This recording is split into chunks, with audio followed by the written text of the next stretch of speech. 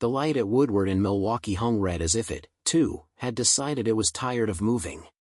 Kean Mercer stood with his backpack slung high on one shoulder, sneakers kissed by the gray slush of late March Detroit, counting the seconds he'd lose if the crosswalk never blinked to white.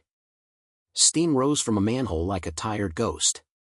His phone buzzed in his pocket with a message from his boss about the after-school shift at the shop, and his stomach answered with a long, hollow twist. An old man waited 3 feet away, a cane planted into the gritty snowbank, its rubber tip sinking, his gloved fingers wrapped around the handle like it was the last solid thing left in a world that had gone slippery. Drivers stared over their steering wheels. A bus roared by, a splash of brown water slapped the curb and freckles of it dotted the old man's coat. No one moved toward him. Kean watched a woman pull her scarf over her mouth and turn her face away. The walk signal lit white. The old man didn't step off the curb. Something in Kean's chest tugged hard, the way an engine pulls against a belt when it's out of alignment. He looked down the line of waiting cars, at all the eyes pretending they had somewhere more important to be than human. He adjusted his backpack, stepped closer until the old man could feel the warmth of him in the flat, lake-bred wind. "Sir?" Kean said, trying to make his voice plain and steady. "You want an arm? Before we jump back in, tell us where you're from. If this story moves you, please subscribe.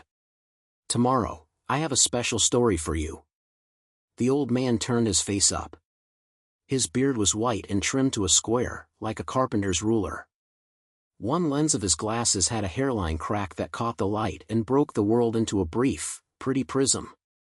His hat was the kind of knit cap sold from a folding table on Mack Avenue, and the coat looked like it had seen winters when Kean's mother hadn't yet been born. "I'll take your elbow," the man said.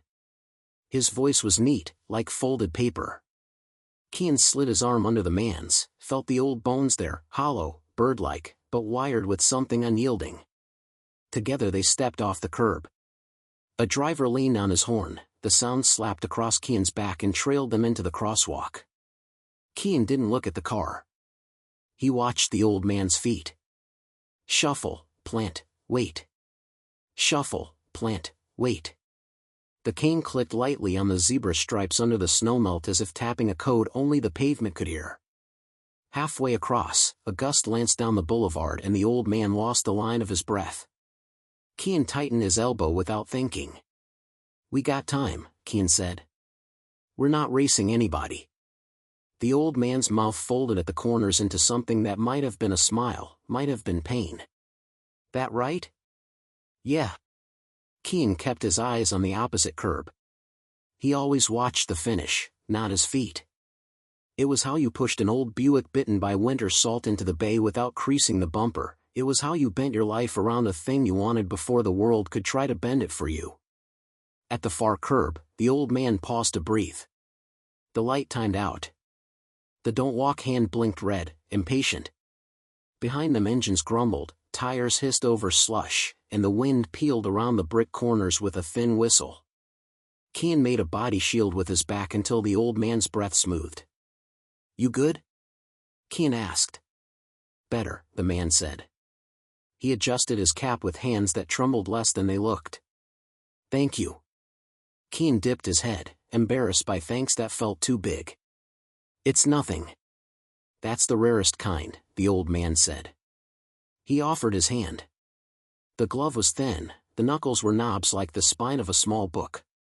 "Name's Alden." "Kean." He gave it. The old man's grip was cool and exact, a compass needle finding north. Up close, the hairline crack in the lens winked again.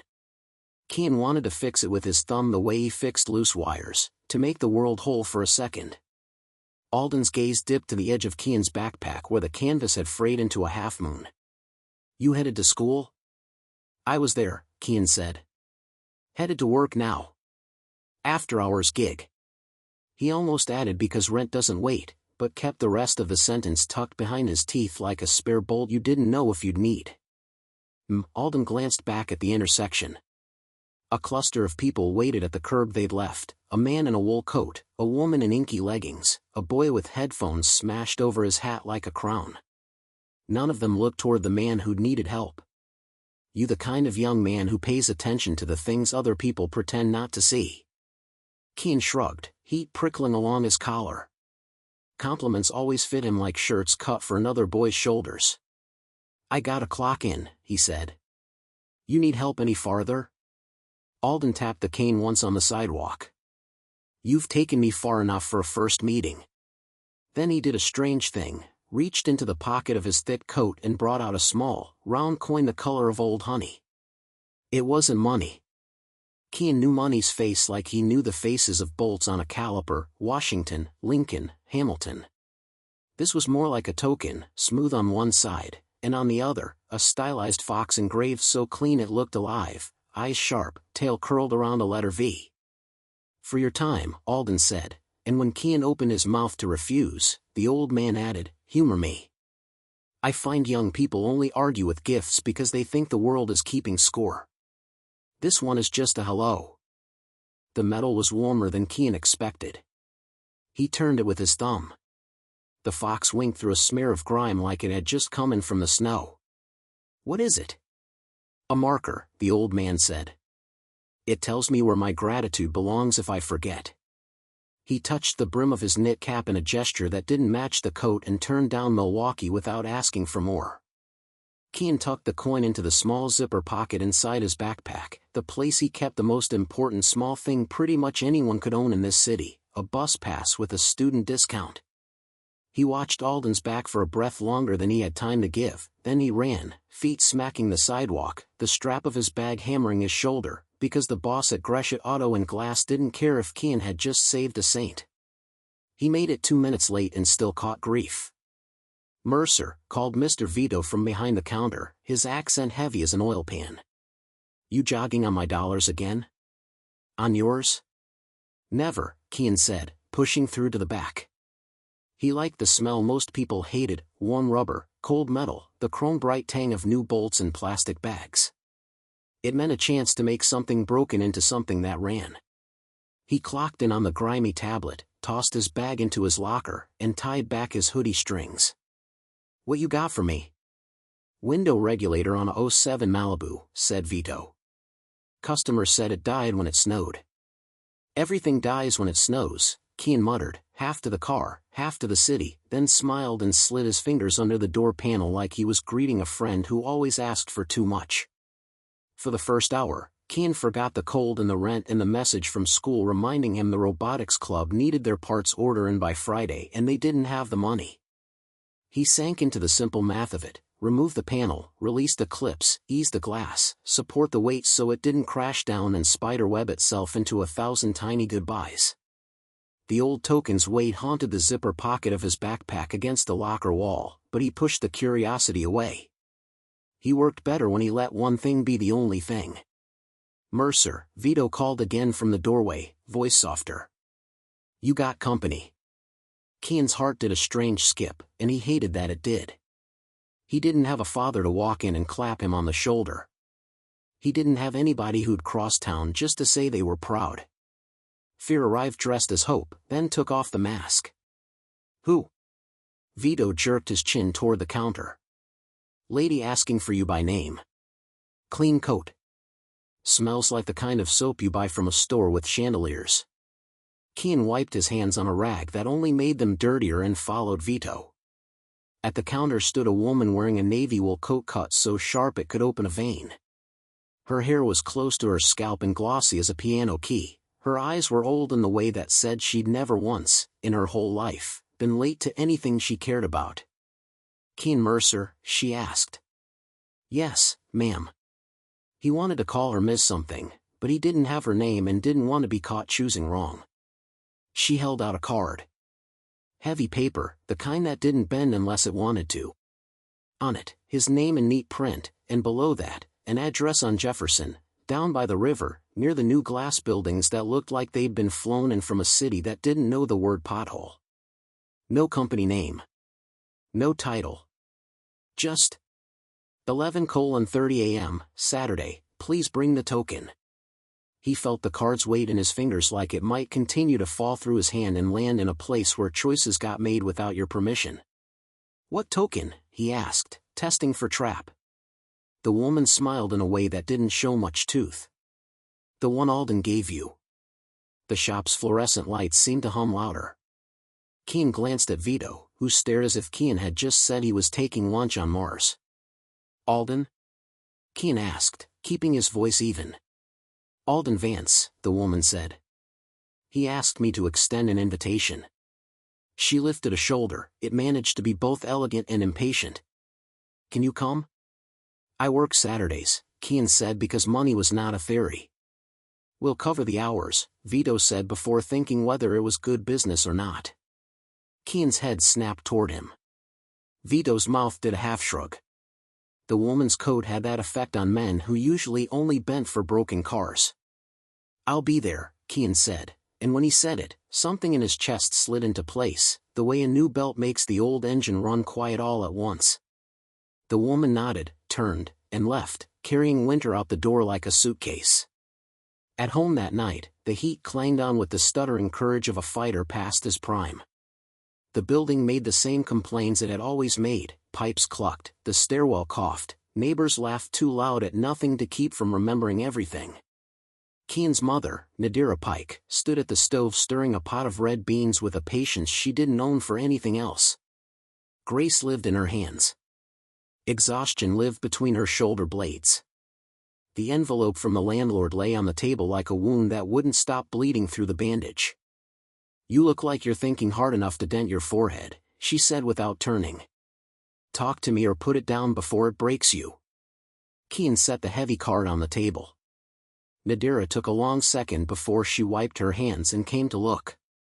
She read it once, twice. Her eyes flicked to his face like she might find lie there if she looked quick enough. You picked this up where? At the shop, Keen said. Woman dropped it off. Said it was from a man I helped cross Woodward.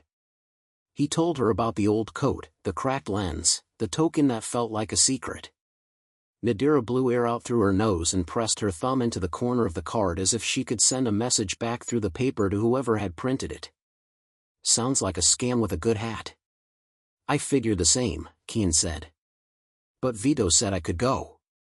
And he couldn't say the rest, and if it isn't a scam, what if it's the kind of turn that stories sometimes take and real life almost never does? She heard it anyway. She always did. You go, she said. But you leave me the address and you keep your eyes open like they're your last good thing. He nodded, grateful not to have to wrestle his mother into trust. I'll take the bus, he said. Early. If it's nothing, I'll still make my afternoon shift. Nadira reached under the sink, pulled out the old coffee can where she kept change like a ship keeps ballast.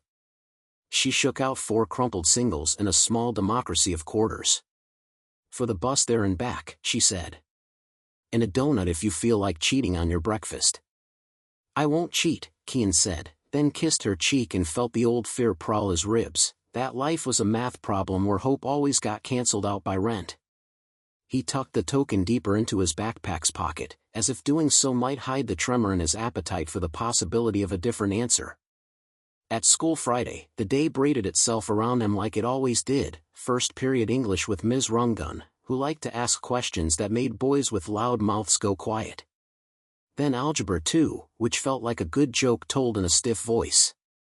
In the halls he kept his eyes on the lockers so he didn't have to see the flyers for the spring formal. He didn't have $30 for a ticket and the luxury of pretending that was a choice he'd made. At lunch, he sat with Jabril, who chewed like food owed him interest. You going to the game tonight?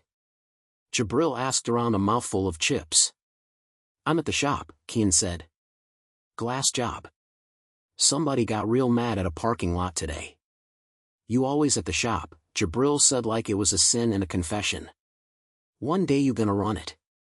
Keen smiled without showing teeth. One day I'm not going to need it. You talk like city buses do miracles. I talk like somebody who knows how to fix a hinge with a hair tie and a prayer, Keen said, and they both grinned because it was true. Last week he'd kept the back door from swinging open on the shop's customers by sacrificing a hair tie he'd borrowed from the cashier and returned cleaner and stronger than he'd found it.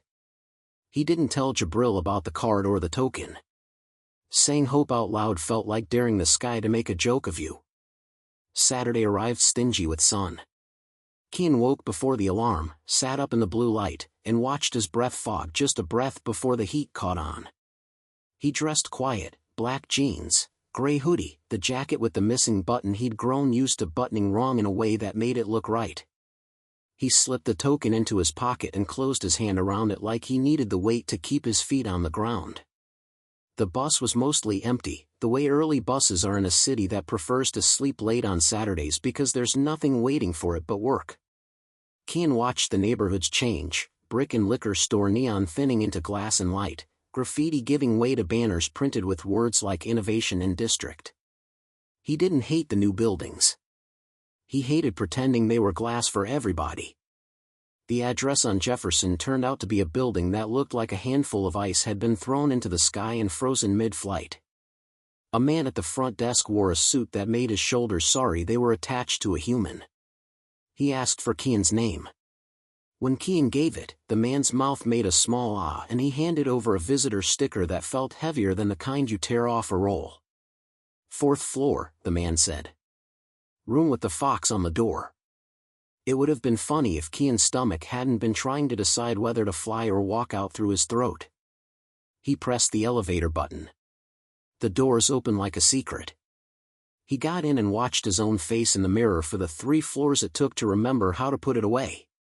At the 4th floor, the hallway had the hush of money that knew how to keep quiet. Doors lined one side, each with a small brass plaque. At the end of the hall a frosted glass door wore, yes, a fox etched so lightly Keen could have missed it if he wasn't looking for it with everything he had. He knocked before he could talk himself into standing there like a kid waiting for a miracle he didn't deserve. The door opened. The woman from the shop stood there, not much different except now she wore a smile that looked like it had practiced once in a mirror and been happy with what it saw. "Right on time," she said, and stepped aside. "I'm Etta Donnelly." The room beyond was larger than his apartment and emptier than a promise broken too soon. One wall was glass, and the river lay beyond it like a dark ribbon someone had tried to iron flat and given up on.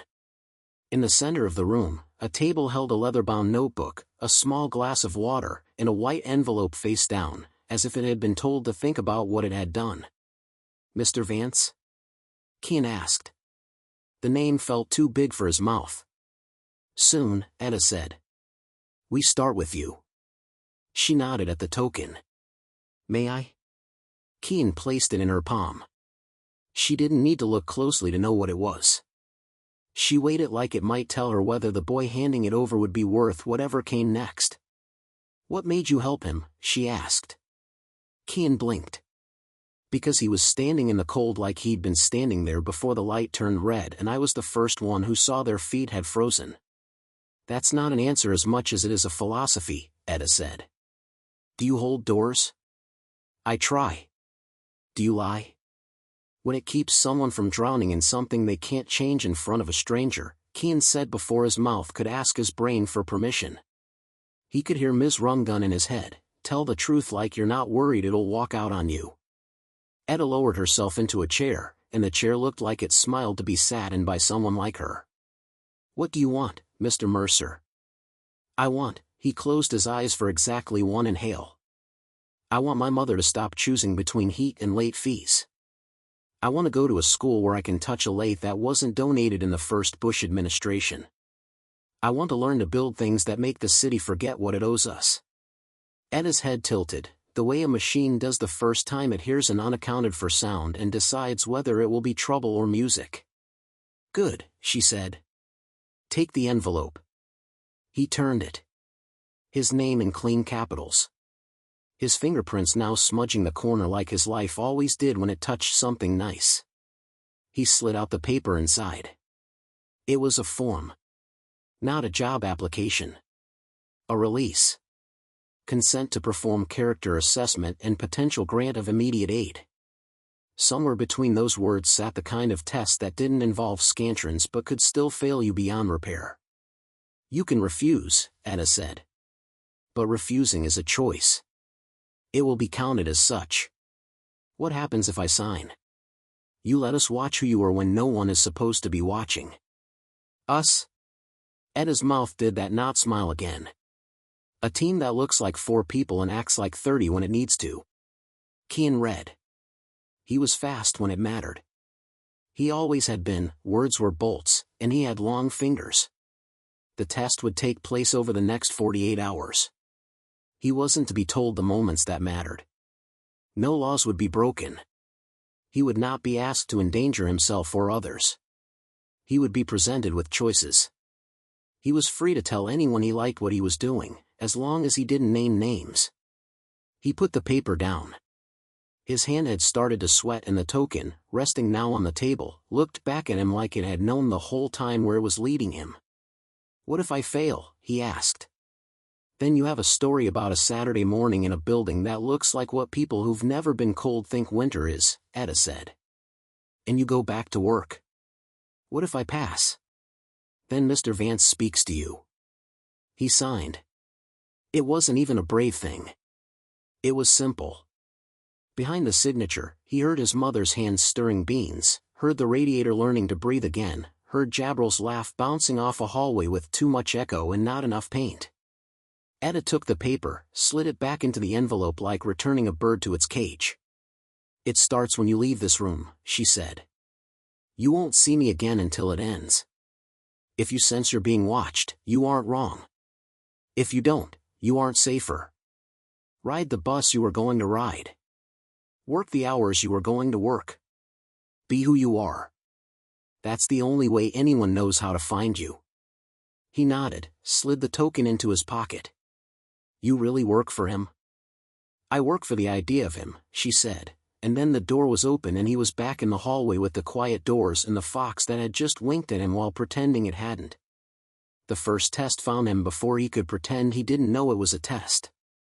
At the bus stop, a baby cried so sudden and sharp it snipped whatever thought he'd been thinking into clean, useless pieces. A young woman stood swaying, whispering half-saying words into the soft, too new ear under a knitted cap. The stroller's front wheel was wonky, it wobbled and caught in the snow-rutted sidewalk, and every jolt shot up into the baby's legs like a minor earthquake. Kian knelt. "You want me to fix that?" The woman looked down with eyes that said she'd learned the hard way how to weigh kindness. "If you can." He tipped the stroller on its back end, loosened the axle nut with fingers that could turn small metal when tools weren't invited to the party, and repositioned the misaligned wheel. He wrapped a hair tie, his own this time, stolen from the bottom of his bag for the 100th small rescue, around the pins so it wouldn't drift. The stroller settled. The baby's cry softened into a complaint issued to a world that had suddenly stopped shaking long enough to listen. "You a mechanic?" the woman asked. "I'm a kid who hates things that wobble," he said. "You got a name?" "Leora," she said. "Hers is Carmen." "Pretty," he said. It was. The name sounded like metal and music, and he liked both. The bus arrived. He offered an arm to help her lift the stroller's front over the gap. She took it. The token whined in his pocket as if it recognized its own kind of work being done. Nobody jumped out from behind the bus shelter with a confetti cannon. Nobody handed him a second card with an address on it. The world kept turning in its careful, grinding way. He took that as instructions: do not expect applause. At the shop, Vito gave him the look of a man determined to learn whether he'd just loaned a kid to a dream he couldn't afford. "Well," he said. "Well, what?" Kian asked, innocent as a new tire. Vito snorted, then slapped a work order on the counter. "Girl wants her heater to blow actual heat. Can you ask Winder to sit this one out?" "I'll seduce it," Kian said without thinking. Vito laughed, and for a second the shop warmed with something that wasn't from a vent.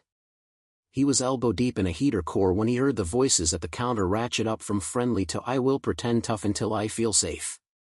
He looked up, saw a man in a bright parka leaning too far over the barrier, jabbing a finger like it had paid for front-row tickets. The cashier, Anika, kept her voice flat the way you do when a fire has already started and you're saving the water for the walls. "You double-charged me," the man barked. "You think I don't look at my account?" "We processed one authorization," Anika said. "The second line you're seeing is a hold your bank places.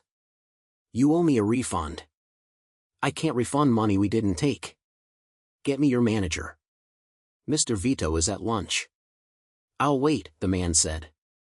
You ain't gonna steal from me and hide. Kean wiped his hands and walked up slow. The way he approached seized bolts, steady, respectful, prepared to stop if they decided to snap. Sir, he said. If you want, I can call the bank on speaker. They'll tell you what Anika just said. They'll release the hold faster if you ask. The man swung his glare. You work here? Yes, sir. You 18? 16. You got a manager? Not if you break him, Kean said, and the man's mouth did a thing like it wasn't sure if it wanted to be a laugh. Kean held up his hands. Look, I can be wrong.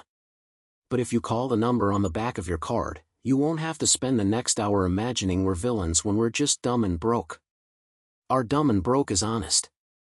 The man stared another beat, then dug his phone out, dialed, and put it on speaker. The bank confirmed what Anika had said. The man's shoulders settled like a truck when you take the load off. He didn't apologize. He left. That was apology enough. Anika exhaled and pressed the heels of her hands into her eyes. Thanks, she said. You always talk like you think words are wrenches. They are, Kean said. You just gotta find the right size. He went back to the heater core. The shop door hissed open and closed. The day kept being a day. If somebody was watching, they were good at not blinking. The second test, he didn't know for sure it was a test, but by then he'd started to trust patterns, arrived as paper. When he got home that night, the envelope from the landlord had graduated. This one was certified. The word notice shouted through a window cut in the front like it wanted to be a siren. Nadira was not home. Her shift at the nursing center had run late into another late. Kean opened the envelope because that was what a son did when the ship took on water. He learned which hole to plug first. The notice was precise. They owed $437.52. If they didn't pay by the 30th, the landlord would begin proceedings. He read the sentence twice, then a third time, then turned the paper over as if the back might hold a magic trick. He took out his phone. His thumb hovered over Jabril's name. He put it away. Jabril had the kind of problems that looked like the ones Kean had, but his were stitched from different cloth. He couldn't ask his mother, he wouldn't. He could ask Vito for an advance. He didn't want to. Pride is an unhelpful animal. It still lives with you. He set the paper on the table next to the heavy card from Etta. He pulled out the token and set it between them. He was not a boy who liked to ask. But he was a boy who understood leverage. He dialed the number on the card. It rang twice. Mr. Mercer, said Etta. No, hello. How is your evening? It's awake, he said. Listen, I'm not calling because I want pity. But if the test is to see whether I can ask you for help, I can. We're short. Rent. Silence, but not empty. Thank you for telling me the truth, Etta said. This is not that test. He swallowed. Then I didn't call. You did, she said gently. And that matters. Keep your receipt when you pay. Good night. The line went dead. Kean stared at the phone. Anger pricked like cold rain. It wasn't at her. It was at a world that taught you to choose between dignity and shelter and then pretended it was grading your choices on fairness. He put the token back in his pocket. He went to his room and opened his shoebox of not much. He counted 42 singles he'd been stacking for the robotics club's parts. Hope is a wallet that never fills, still, you carry it. He took 22. He'd replace them. He always did. When Nadira got home, her eyes looked like small moons that had decided to stay up too late. He showed her the notice the way a man shows another sailor the gauge. She nodded, kissed his temple, and pulled a wad of tips from her pocket. We'll make it, she said, and when he closed his eyes he saw math he could live with. Sunday morning smelled like coffee, old carpet, and the place down the hall that always fried something sweet before church. Kean put on his jacket. Nadira raised an eyebrow over her mug. You going out on the Lord's Day? Boss, he said. Back in an hour. She didn't ask because she trusted him the way she trusted the kettle, to whistle when it boiled. He got off 2 stops early as if the bus owed him change in walking. Snow had gone to gray lace in the gutters. The wind threatened, then changed its mind. He was halfway past the bodega when he saw it, a wallet in the crosswalk, brown leather, spine cracked, belly fat. He picked it up because that's what hands do when they've been raised by a woman who says if it isn't yours, it belongs to someone who misses it. He opened it to look for an ID and saw cash. A lot. 50s stacked like shingles. He didn't count. Numbers like that have a way of making promises to the part of you that has slept cold. He found a driver's license. Daniel C. Fisk. Address 3 blocks away. He slid the card back and closed the wallet. He stood in the crosswalk and felt his heart do the slow roll of a car idle. He could solve the month. He could buy the robotics team's parts and a bottle of something that made Jabril believe in birthdays. He could walk into Monday with his shoulders a half-inch higher. He turned toward Fisk's address. He knocked. He waited. A man opened the door in pajama pants and a t-shirt that said Motor City TRI. His hair sat on his head like it had asked to be left alone. His eyes went from Kian's face to the wallet in his hand and widened like doors on a hot day. I found this, Kian said, and then because he couldn't help himself, added, in the street. The man took it, opened it, put 2 fingers to the cash like he needed to confirm it hadn't evaporated. God, he said quietly. I retraced every step and still thought I was hallucinating it back. Thank you. He looked up. Can I? No, Kian said. Keep it for the next time the city tries to swallow you. He stepped back.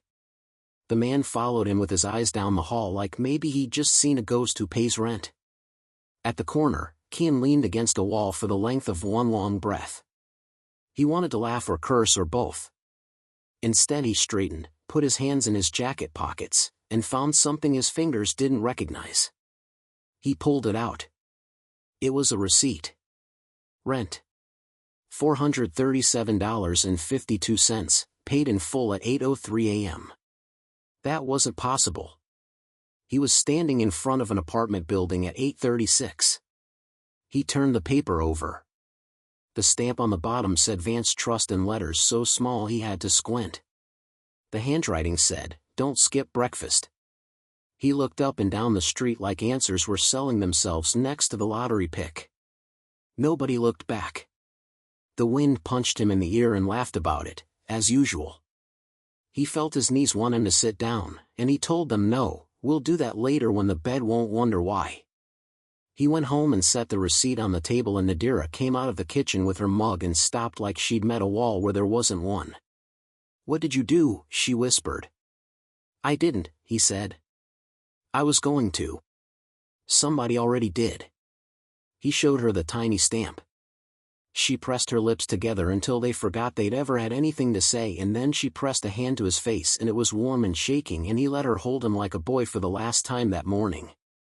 The test didn't feel like a test anymore. It felt like a rope thrown down into a hole that wasn't your fault and then pulled with hands you couldn't see.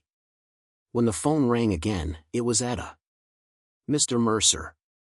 Yes. 3:45 this afternoon. Same building. Bring the token. I'll be there. He didn't ask what would happen if he wasn't. He didn't want to live in that universe when this one was finally letting him breathe. He used the bus again because he liked that the bus called you by your poverty and then decided you were still worth transporting. The man at the desk didn't bother with the sticker this time. He pressed a button and the elevator doors opened like it had been listening for Kian's feet in the lobby. On the 4th floor, the fox on the glass winked and this time Kian didn't knock. He opened the door, stepped inside, and stopped. The room was the same. The river lay out there pretending it didn't freeze if you caught it wrong. The table waited with a glass of water and a neat square of folded cloth. Etta stood next to the glass wall with her hands behind her back like a teacher who had not once in her career thrown a piece of chalk. Another person stood with her. He had his back to the door, looking out at the river like it had promised him something, and he was measuring the distance to see if it would keep its word. "Mr. Mercer," Etta said. "You did not fail." "I didn't pass yet either," Kean said, because his mouth tried to protect him with low expectations whenever his heart got ideas. "That is correct," said the man at the window, and his voice was neat like folded paper, and Kean felt the world reorganize around sound. The man turned. The knit cap was gone.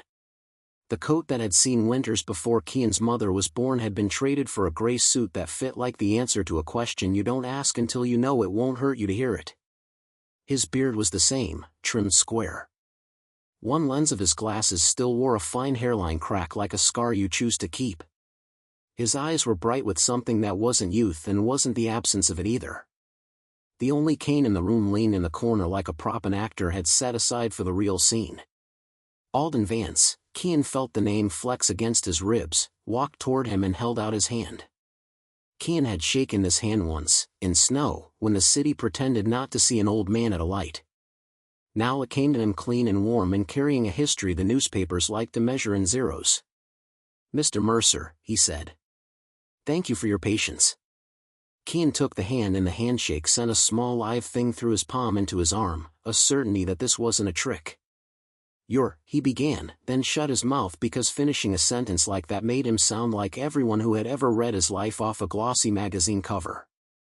"I am the man you walked across Woodward," Alden said gently. "I am also the man you would have walked past if you had asked yourself the wrong questions." He turned to Etta. "May we begin?" Etta nodded once. She closed the door. The quiet in the room felt deliberate now, like a table cleared for surgery. Alden gestured to the chair across from him at the table. Kean sat because the legs in him had taken the measure of the moment and decided standing would insult it. Alden set the token on the table between them. It rocked once and settled. "Mr. Mercer," Alden said, "you will hear a great many things about me if you decide to stay in the room when people talk about people like me. Some of them will be true. A few of them will be useful. I am here to tell you one thing that may be both. I have more resources than anyone should have and fewer answers than people think." Kean had not expected confession.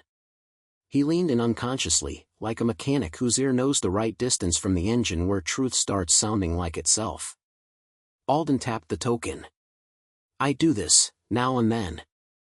I walk the city dressed like the kind of man the city asks to disappear himself. I stand where a light changes. I watch. I am not testing other people's kindness as much as I am testing my own ability to recognize it when it walks toward me without needing instruction." He folded his hands. "You did not look around for an audience." "I looked at your feet," Kean said. "They were telling the story." Alden's mouth softened. "Yes." He turned the token over. The fox flashed its tail. "You are at the beginning of a corridor that opens into rooms I did not know existed when I was your age. I cannot promise you a map. I can offer you a key." He slid a second object onto the table. A card. Black, weighty, empty of numbers, embossed with a single small fox in the corner. "This opens doors in this building and a few others like it. It also opens a fund with your name on it. $50,000 to begin with." Kean's vision tunneled the way it sometimes did when he stood up too fast after crouching under a chassis. He blinked hard and the world widened again. "For what?" he asked, and he was proud his voice didn't ask, "Who do you think I am to deserve this?" "For the robotics club, for your rent, for whatever keeps your hands on the work that makes you you," Alden said. "It is not a prize for being good. It is a tool. Tools don't care whether you deserve them. They care whether you use them with intention." He paused. "There is, of course, something I will ask of you." Kean waited. He had learned from engines that you never curse a necessary noise. "I want you to apprentice in a program I built for people like you," Alden said. 2 afternoons during the week. Saturdays when possible. Not to make you into me. God forbid. To make you into the man you already are at a scale that changes more than a window regulator. He smiled. It was small and real. "We call it the Foundry." We melt old stories about who gets to make what and pour new ones into better molds. Keane pictured a room full of machines that weren't broken before they got donated. He pictured lathes and milling machines, sawdust that smelled like a story you wanted to keep telling. He pictured himself not hours after school wiping grease on a rag that made him dirtier but hours bending the metal of his life towards something that fit. "What do I have to do first?" he asked. Alden put his hands flat on the table, as if to steady a world that might wobble if he took them away. "I need you to say yes," he said. "Fully. You cannot split yourself into the boy who keeps his head down and the man who looks up. The foundry only works if you bring the whole of you, even the parts you think this city cannot afford." Keane felt a laugh push up like a spring finally allowed to uncoil. "You talk like a pastor who learned to weld," he said. Alden's eyes warmed. "I learned to sweep floors," he said. "The welding came later." He tilted his head. "Yes?" Keane opened his mouth to say it, then stopped. "My mother," he said. "She doesn't like to say it when she's not sure, but she needs to be sure. She's the reason I'm not the boy who walked past you." "Bring her," Alden said. "Now." Keane blinked. "Now?" "Now," Alden said, and Etta was already picking up her coat because she'd read the conversation 3 minutes ahead and found the page where it went. They took the elevator down. The man at the desk looked up, looked down, looked up again because he was a professional and professionals remember faces. Etta's car waited out front. It smelled like leather and the faint, sleep-hungry perfume of someone who didn't have time to be tired. They drove the way you do when you have permission to make lights green. At the building, Nadira opened the door and stiffened because the world had never once knocked and brought a solution with it. Her eyes tracked Etta, found Keane, settled on Alden's face, searched it like a nurse looks at a chart, hunting for the part the doctor forgot to read out loud. She put her mug down without looking and wiped her hands on the dish towel. It left flower-white streaks on her jeans that made the moment look domestic when it wasn't. "Ms. Pike," Alden said, and the way he said it, like a man who had been saying the names of women who did not get called Ms. often enough and had decided to keep practicing until the world caught up, made Nadira's mouth twitch toward a truce. "My name is Alden Vance. Your son helped me across a street yesterday. I would like the privilege of helping him cross a different kind of street." Nadira looked at Keane. He gave her the look he used when he was 8 and wanted to take apart the toaster and put it back together. "I'll be careful, but please let me try." She looked at Alden. "Is there a catch?" "Yes," Alden said. "He has to work harder than he has ever worked at the things he cares about instead of the things that only pretend to care about him." "Money?" she asked, and her voice didn't flinch because flinching costs you more in a world that charges interest on fear. "Some," Alden said. "To start. Enough to catch the rent and buy the club the parts it needs. More if he proves that money is a tool, not a driver." Nadira stared at the man whose face she'd seen on billboards that tried too hard to be humble. "Why him?" "Because he did the small thing without waiting for the big thing to watch him," Alden said. "Because when I ask him what he wants, his answers aren't selfish in ways that matter." Nadira's mouth made a soft sound like a hinge that had just been oiled. She wiped her hands again, moved the mug an inch, sat down, stood up, sat again. "Keane," she said. "Do you want this?" He nodded. The nod was so complete it might as well have been a yes sung from a choir loft. "Then take it," she said. Alden extended his hand. Keane took it. Something like a contract but less ugly moved between them. Etta exhaled like a woman who had been waiting for a boy to be allowed to inherit his own desire. "Tomorrow," Alden said, "you'll come to the foundry at 10. You'll meet 40 other young people who have also been told to bring their whole hours. You will start with a simple project." "What kind of project?" Keane asked. Alden smiled, and this time it had a flash of something mischievous, like the fox on the token.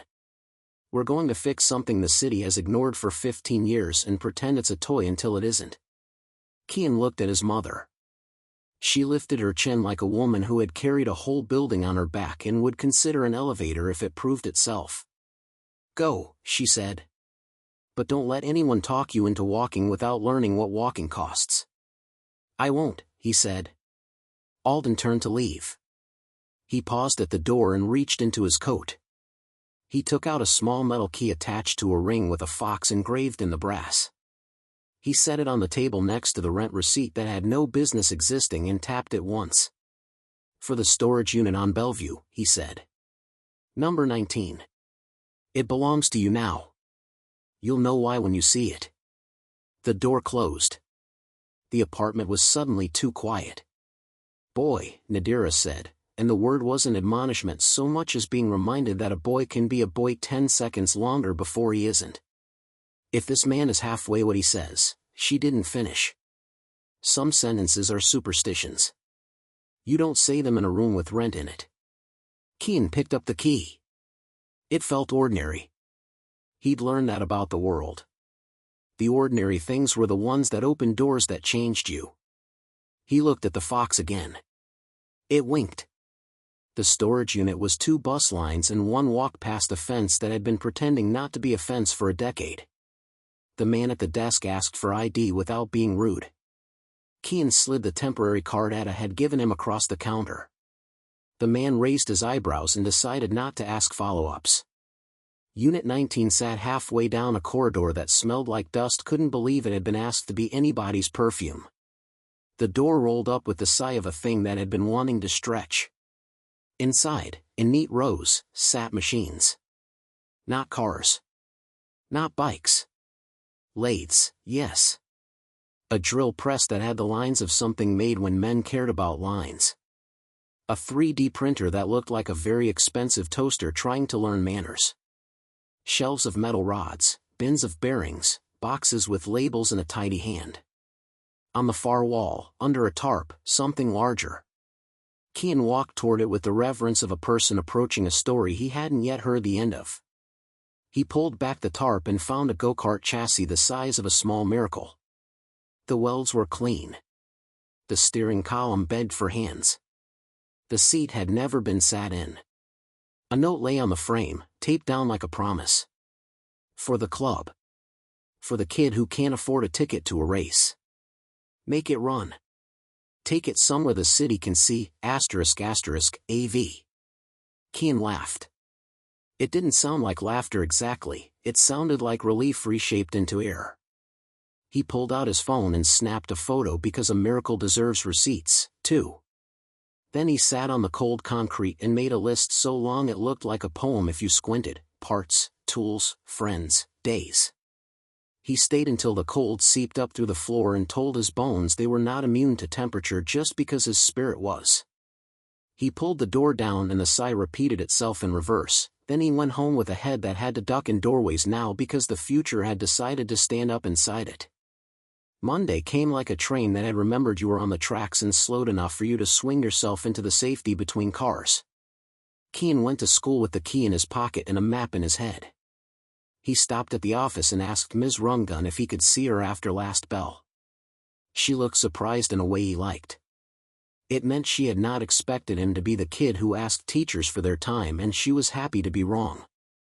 At lunch, he told Jabril about the go-kart. Jabril chewed and stared and said, "You lying, because boys sometimes have to try on disbelief before they can afford hope." Keane showed him the picture. Jabril's mouth dropped open and stayed there long enough that Keane reached out and gently pushed it closed with a fingertip. "We about to be a problem," Jabril said softly.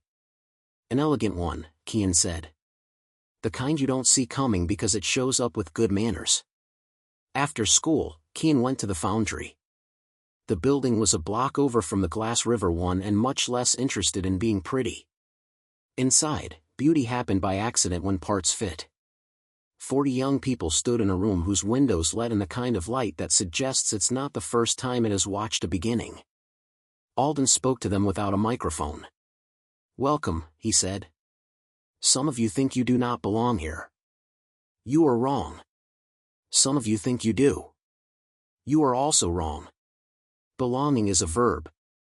They were paired with mentors, each the kind of adult Keane had not known existed outside movies that tried too hard to be inspirational, welders with poetry in their wrists, coders who could strip a bike faster than a thief, carpenters who swore in gentle, creative ways when a piece of wood tried to remind them it had once been a tree.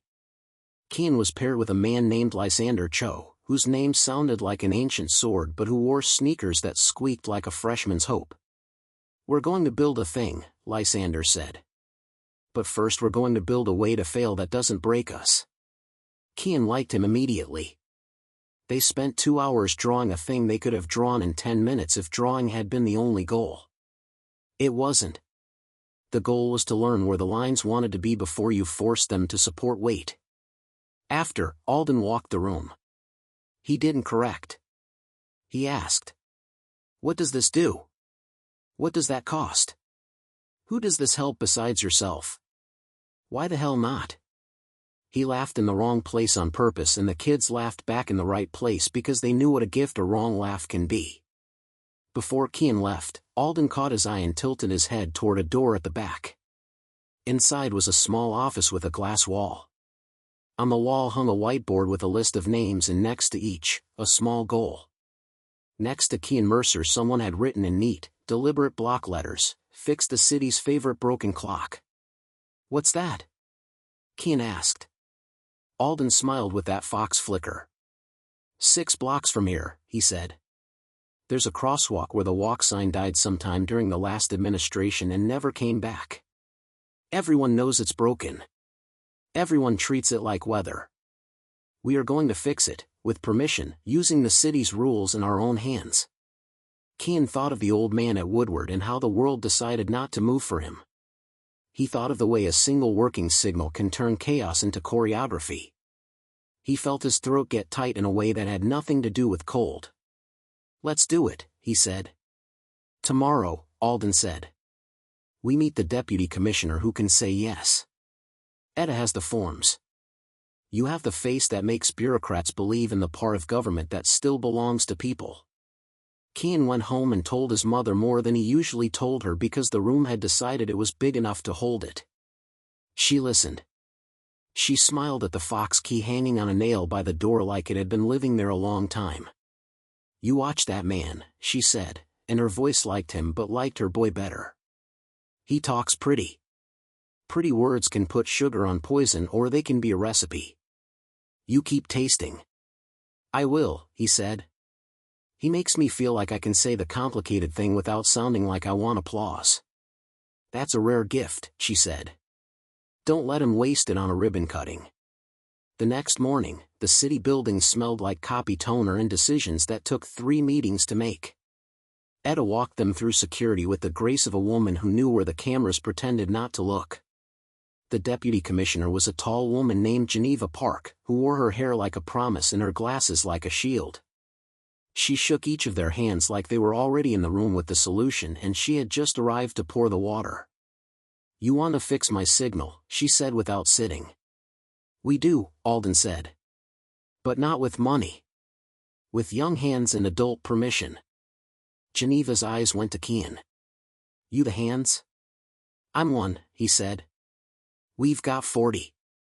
"Why that one?" she asked, chin pointing toward the invisible crosswalk. "Because the city told everyone who needed it to cross on faith," he said. "Faith is not a policy." "Geneva Saturday amen," she said dryly. "You got insurance? You got a plan? You got the inspector who's going to sign the paper saying he saw something you did?" Etta slid a thin folder across the table. "Yes, yes, and yes." Geneva flipped, read, flipped again. "You come prepared," she said, and the surprise in her voice wasn't at them, it was at a world where this didn't happen every day. "Fine. You get a window on Thursday. 2 hours. You fix it or you put it back broken and you don't make a mess." "We don't make messes," Etta said without smiling. Geneva looked to Kean again. "You ready to be responsible for a corner where people forget to look up from their phones?" "I've been responsible for one apartment," he said. "Corners are easier." Geneva snorted and closed the folder. "You're on the calendar." Word spread. It always does. The Foundry kids showed up Thursday in clean shirts and dirty shoes. The city set out cones like a crown around the corner. An older man in a hard hat lifted his chin at Kian as if to say, "You and me are the only ones here who know how much of this job is patience." The signal box looked like a metal closet that had had a bad year. Kian opened it with the city's key and stood for a minute just letting his eyes adjust. Wiring diagrams had always looked to him like sheet music looks to a pianist, an invitation to make something hum. Lysander stood behind him, hands in pockets to stop himself from reaching. "Talk it," he murmured. "Main line is corroded," Kian said. "Backup relay looks like it got fried sometime back when summer pretended to be spring. Someone bypassed the failsafe to keep the other signals on the same grid alive." He touched a wire with a gloved finger. "Weather 8 insulation. It's been biting ever since." "Plan?" Lysander asked. "We kill the line, replace the relay, rewire the bypass the right way, reseal the box with something that doesn't hate rain." "Proceed," Lysander said, and stepped back. Trust is a tool, he was learning how to use it. It took an hour and a half because an hour and 10 minutes of any job is cleaning, aligning, reseating, and not losing your temper.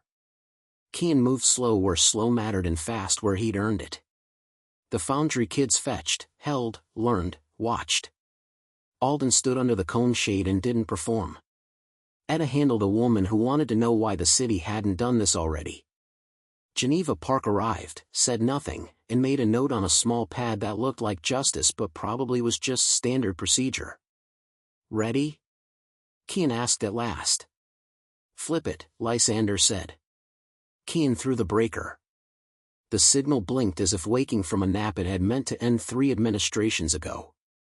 The white man lit, the red hand followed, the timing matrices settled into their ancient, quiet conversations with one another across the street.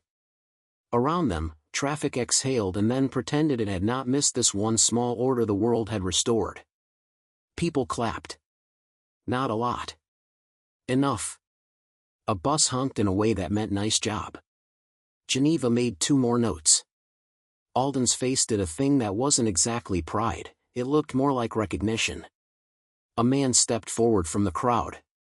He wore a camera on his shoulder and a badge with a local station's logo on it. "Can we get a statement?" he asked. Alden opened his mouth. Etta put 2 fingers to his sleeve. He closed it. She tilted her chin at Kian. Kian swallowed the hot, silly taste of nerves and spoke into the lens. "We fixed the thing," he said. "It was broken because time breaks things. We can fix more things if the city keeps its promises and if the rest of us don't wait for a man with a checkbook to blow on a whistle." He paused. "Also, the Allen keys at the foundry are alphabetized incorrectly, but we're working on that." People laughed. The camera guy smiled. Geneva barked a small sound that might have been a laugh if you dared to stick around and call it that. After, the foundry kids took turns pressing the walk button even though they knew it wouldn't make the light change faster. Kian pressed it once for the man at Woodward and once for the boy he wasn't anymore. Alden touched his elbow. "You hungry?" "Yes," Kian said, and remembered the handwriting on the rent receipt. He was always hungry. He followed Alden and Etta into a diner that hadn't changed the menu font since 1979 and ordered a grilled cheese that tasted like convincing the world to be simple for 5 minutes. Etta pushed a cup of coffee toward him and he took a sip and made a face. She smirked. "Acquired taste," she said. "Everything good is," he said. Alden watched him in the way of men who had learned not to stare. "Mr. Mercer," he said softly. "You did the thing." "We did the thing," Kian said. Alden nodded. "You're right." He put his napkin down with a neat fold. "There is a gala tonight." Kian almost choked on the words. "Those are real?" "They are places where money dresses up and pretends it's a person," Alden said dryly. "This one is at the museum. I have to stand at a microphone and talk like I know how to make a city by writing numbers down. I would like you to come." "I don't have clothes," Kian said, because sometimes the truth you don't want to say will save you time. "You have clothes," Etta said. "They are your clothes." "That is enough." Kian looked at Alden. "Why?" "Because I plan to say your name," Alden said. and I do not say the names of people in rooms they are barred from. If anyone stares, you can stare back for me. My neck is tired. Keen glanced at Etta. She nodded. Bring your mother, she said. It took 2 bus rides and a dash to a thrift store and 20 minutes of Nadira saying she was not going to any party where the napkins cost more than her grocery bill until she looked at Keen's face and said fine, but if she saw anyone pour wine like it was water she was going to start taking names. The museum was lit like a dream that wanted to be believed. Inside, the rooms held art that had never once had to decide between rent and paint. People floated in dresses that had learned the secret of gravity and heels that had not. Keen's jacket was from a man who'd outgrown it. His mother's dress was black and clean, and when she lifted her chin she looked like she belonged in rooms where people asked for her opinion and then changed theirs to match. Alden stood on the stage. No cane. No crack in the lens. No, it was there, and Keen felt something ease in him because there's a kind of lie that begins with fixed glass. Alden spoke. He spoke the way he had in the foundry, like the microphone was a person he liked. He talked about the signal they'd fixed without pretending it had ended hunger. He talked about small tools and big patience. Tonight, he said, the fund will commit to building 5 more foundries across the city. But I have learned that giving from a stage risks making the stage the subject. I would like to do something different. He paused and the room leaned. Money loves novelty.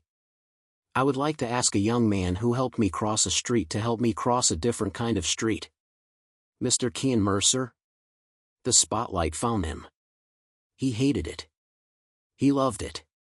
He felt his mother's hand find his and squeeze, once, the way you do when you send a boy into a school on the first day of a year you cannot guarantee won't break him. He stood. He walked to the stage. It felt like climbing into the belly of an engine to fix a belt while the engine was still running and the car was on a hill. Alden turned to him and spoke low, audible only to the first 2 rows and the boy who had learned to fix things by listening. I told you I would ask you for something, he said. Here it is. He handed Keen a folded card. Inside, a list of 5 neighborhoods. Next to each, a number. Dollars that could fit on a billboard and make men think they had seen God. We will fund them all, Alden said. But tonight, on this stage, you choose where we begin. The room held its breath like it had money lodged in its throat. Keen looked down at the list. He saw places he knew the way your feet know your street's cracks. He saw places he only knew as punchlines on the news. He saw a city that had never once been a single city in anyone's mouth. He thought of the crosswalk. He thought of the stroller wheel. He thought of the wallet full of cash and the rent receipt that had no business being real. He lifted his head. He found his mother in the crowd by looking for the person who refused to clap when people clapped for the wrong things. He found Etta by the way she didn't fidget. He found Lysander by the oil stain on his sneaker. He found Alden's eyes. They didn't tell him which answer would make for better television. They told him to stop performing and choose like his feet were about to carry him into the work. He opened his mouth to speak. And the fire alarm went off. It wasn't a cute chirp. It was a full-throated howl, a long mechanical wail that shoved itself into the lungs of the room and squeezed. Red strobes punched the air. People looked around for a stage manager with a sheepish face. No one arrived. A woman in a gown made of some kind of liquid fabric said, "Is this part of it?" to no one. The smell reached them a second later, not fire exactly. Something electrical. A short where a wire had decided it was tired of being obedient. Alden's face went entirely, beautifully calm. He stepped to the microphone and lifted his hands. "Friends," he said. "We are going to exit like people who understand that buildings sometimes need to be alone." People moved. Slowly at first, then with the speed that in wealthy rooms looks like surprise and in other rooms looks like survival. Etta appeared at Keen's elbow like she'd never stood anywhere else. "We go," she said. Keen turned once, looking for his mother. She was where he expected, already shepherding an older donor in the direction of the exit as if she'd done it every Thursday since God was a boy. He felt pride hit him like the warm side of a door. They filed into the cold. The alarm wailed into the night like a promise that it would keep telling the truth even if no one liked it. Firefighters rolled up, the truck lights painted the museum in red and the people in front of it in the color of consequence. Alden stood next to Cian, his breath visible, his eyes on the doors. "I'm sorry," he said softly, and Cian didn't know if he meant for the alarm or for the city or for the way good moments like to test their own strength with interruption. "It's all right," Cian said. "We can choose outside." He held up the card. Etta's phone buzzed. She looked. Her face did that thing again, the rare movement. "Surprise." "Mr. Vance," she said, the words strange in her mouth. "There's something you need to see." She turned the screen. On it, a live video feed from the foundry. Lights flashing. Doors forced. Metal on the floor like teeth after a fight. Men in hoods moving through the room with the quick efficiency of people who knew what they were taking and why. Cian went cold. Not like weather. Like grief that hadn't yet chosen a shape. Alden's jaw tightened. You could have used it as a vice. He looked at Cian. He looked at the card in Cian's hand. He looked at the fire trucks like they might say something if he promised to listen. He closed his eyes for the length of one sentence, and when he opened them, the room of his face had rearranged itself. "We have to go," Etta said. "Now." Alden nodded. He turned to Cian. "Mr. Mercer," he said. "I'm going to ask you a question I had hoped to ask on a stage under a soft light with a good microphone and a friendly audience." The alarm screamed. The city breathed. The fox on the token in Cian's pocket felt like it had turned its head to listen. "Are you ready to help me choose where the first foundry goes, and to help me defend the one we already have?" The knight leaned in to hear his answer. Cian opened his mouth. The siren, the cold, the video of men stealing the bones of the room where he'd just learned how to say yes, all of it braided into a single rope in his chest. "I am," he said. Alden nodded once, like a man who has just received an answer from a part of the world he still believes in. "Then come with me," Alden said, and the car door opened, and a city that had just given him a stage now gave him an emergency, and Cian stepped into both at once as the alarm cut, suddenly, violently, to silence, leaving only the hiss of the winter river and the red heartbeat of truck lights pacing the museum glass. This story took us a long time. If you like it, subscribe. Now, back to the story. Glass caught the heartbeat red of the trucks. The museum's alarm had fallen silent so fast the air seemed to remember the sound anyway. Cian could feel the cold on his gums when he breathed, taste of metal and winter, his pocket heavy with the fox token as if it had turned its head to listen. Etta's phone still showed the foundry feed, lights jittering, figures moving like impatience with shoulders. He didn't realize he'd taken half a step toward the curb until Alden matched it. "Car," Etta said. "No panic. Just the kind of urgency professionals put in their pockets until it's time to take it out." They cut through people who smelled like expensive perfume trying to overpower worry, past a woman who asked if this was part of the gala program and got her answer in the way Etta didn't look at her. The door of the sedan opened like a decision. Cian slid into the back and the city's cold shut out at once, leaving the hum of an engine that wanted to save them time. "Live feed is still up," Etta said, sliding the phone to the center console so all three could see. The camera angle shuddered as if the foundry itself were shivering. In the corner of the frame, the wall clock read 9:14 in defiant red. 3 figures. One short, 2 tall. One of the tall ones dragged a rolling chest like a coffin on wheels. The shortest moved fast and precise, hands knew where to go without fumbling. "License plate?" Alden asked. "Back door," Etta said. "We'll see it when they load." "It's not about seeing," Cian said, more to the screen than to them. "It's about hearing." Etta glanced back. "Explain." "Listen how the wheels thump on the seam there," Cian tapped the glass. "That seam in the concrete? You only hear it if you take the turn too tight. They're backing a big van close to the threshold." He took a breath. "Sprinter, maybe. High roof." His mouth was already moving to the next question. Who knew the schedule? Enough people, Alden said without apology. We do not hide the light under the bushel, Mr. Mercer. Kean nodded. He didn't hate that answer. He hated the part of the world that punished it. Etta threaded the car past a street plow that looked surprised to be relevant again. You call it in? I texted Park, Alden said, and Kean watched his fingers, a pianist's touch, precise and quick.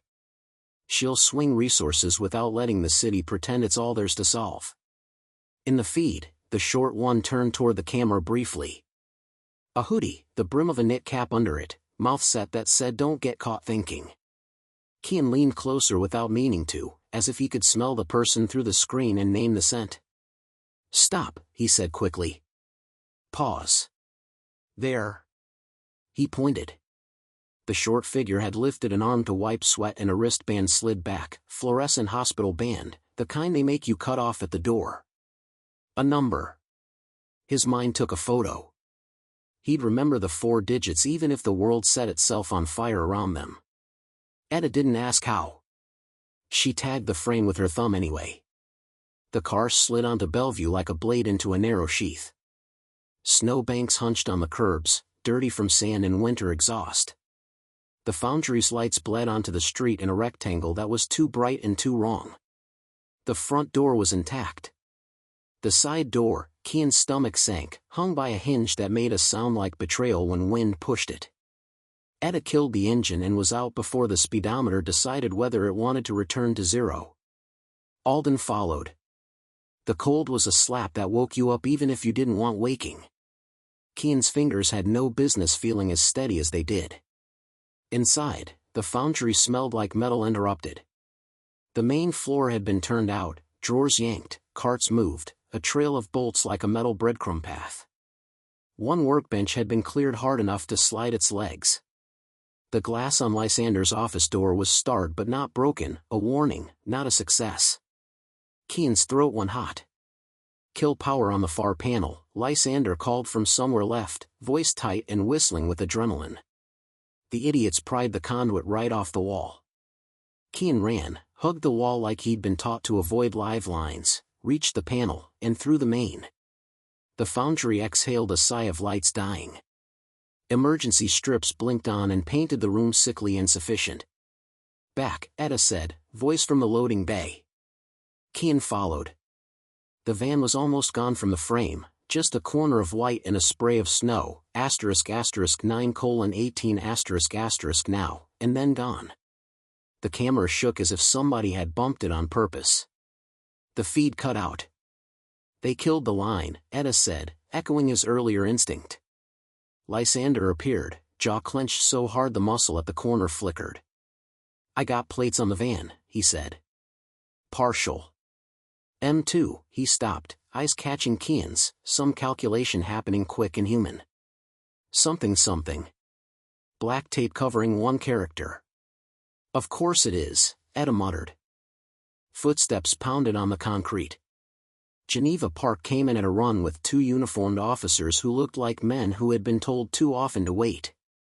We got the dispatch, she said, and the words were already out of date with the room. She saw the conduit, the open doors, the empty space where equipment should have been and where Kean's breath should have been, and the latter mattered more. Anyone hurt? No, Alden said. We have the face of one, Etta added, holding up the paused frame with the wristband. Geneva held up a hand. An officer took her phone, sent the image through channels with the resignation of someone who already knew the channel's favorite hobby was delay. Cameras street side? Geneva asked. Kean shook his head. Angle's bad on ours. They lined it up right.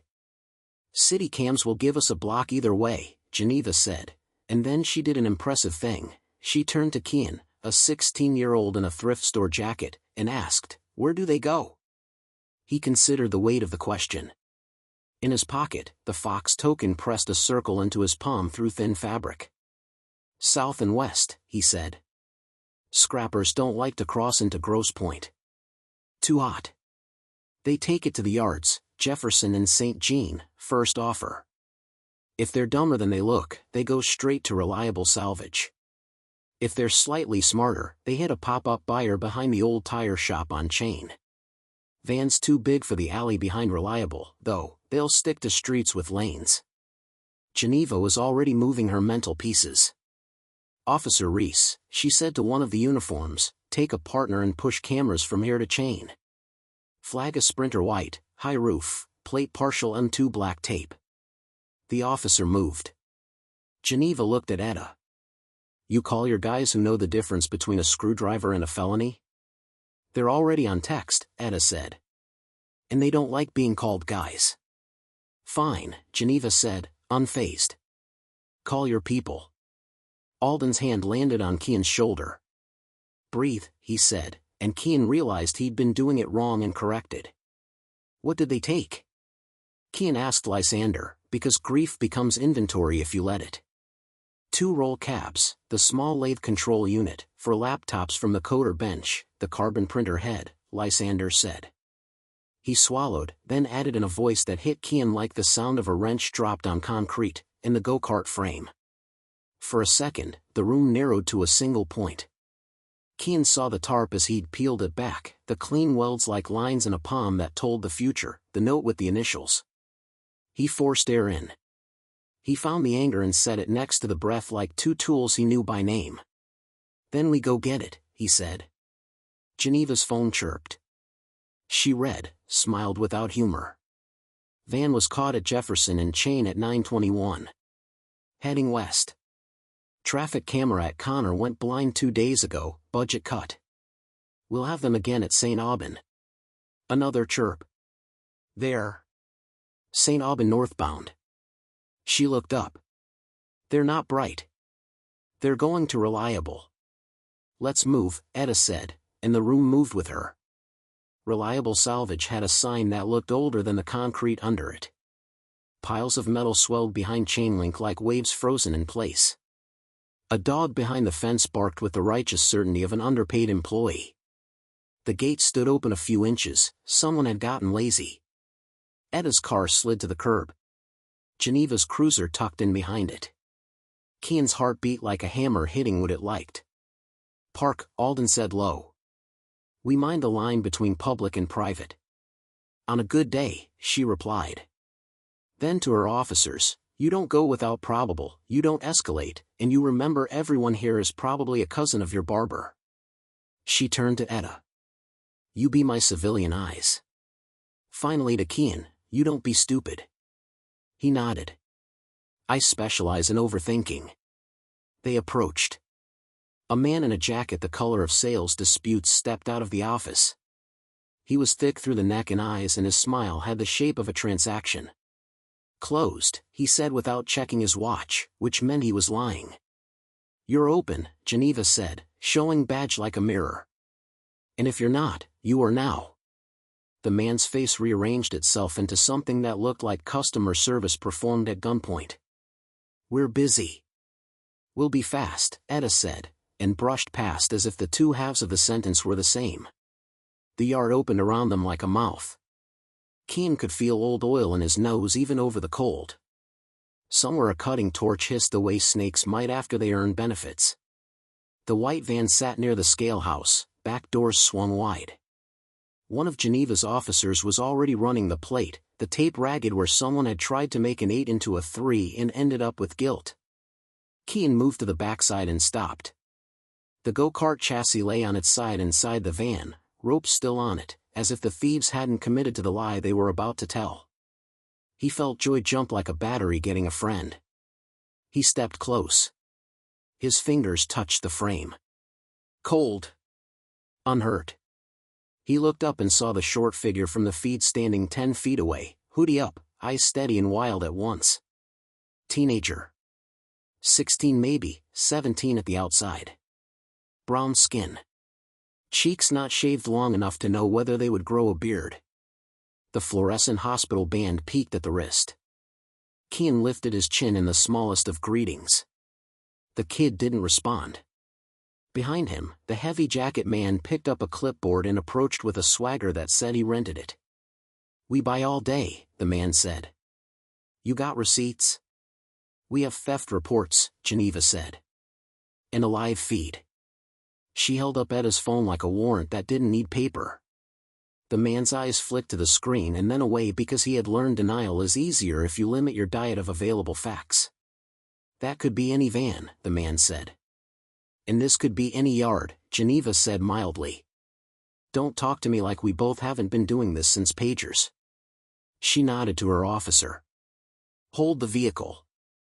Don't let anything roll across that scale unless you count it as evidence in your heart. The man growled without making sound. He turned to the kid. Unload it. Cash don't move itself.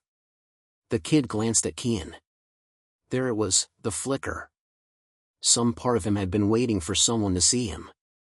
Kian saw him and the grief of it was an entire language. He stepped closer as if approaching a dog that might bite only because it had not been taught to eat gently. Don't, Kian said softly. The kid's jaw worked. It ain't yours. It is now, Kian said, and the certainty in his voice surprised him. And it's yours if you stop now and walk with me. The heavy jacket man laughed. You recruiting in my yard? He started toward Kian the way men who think intimidation counts as personality do. Etta formed between them like a decision. She didn't raise her hands. She didn't have to. The man stopped because some people carry lines with them and others step over lines for a living, and here was one of the first, and he recognized her. Geneva's officer returned with a nod. Plate stolen, he said. From a minivan registered to a deceased owner in Macomb. Of course, Geneva said again, she had a gift for saying the same two words with dozen meanings. She looked at the kid. What's your name? He said nothing. Men in yards like this teach you that names are currency. You don't spend casually. Kian tried a different currency. Hospital wristband says East Mercy. My mom does nights there sometimes. If you were a visitor, you'd have the yellow kind. That one is white. Inpatient. He kept his voice clean of accusation. Who's sick? The kid's chin jerked fractionally at the word who, as if just for a second he was glad someone had chosen the right pronoun. He looked at the go-kart frame. When he spoke, it was almost a cough. Sister, he said. Asthma. A beat. Bad. Kian felt the floor under the conversation shift.